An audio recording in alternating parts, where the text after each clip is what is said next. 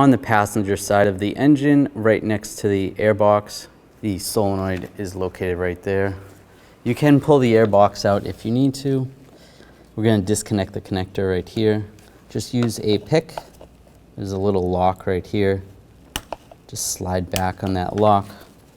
You want to push down on the connector and just slide it off right where that lock was. Using an E10 socket, we're going to take these two bolts out.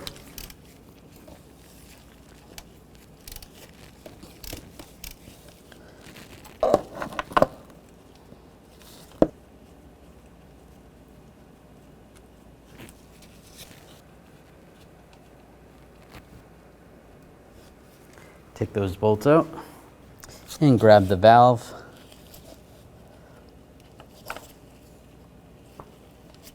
And slide it out.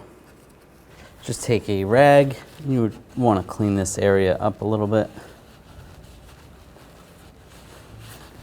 That looks good. And take the solenoid valve, line it up, press it in. Take the bolts, get those started.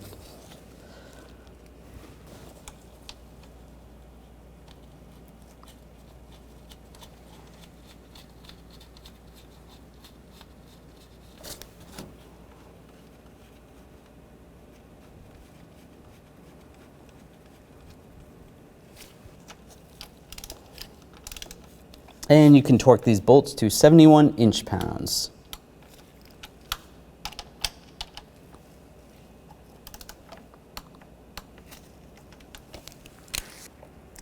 Reconnect the connector, push it down, and push down on the lock tab.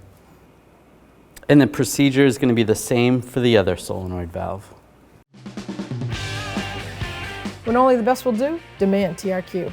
The only company that lets you view before you do.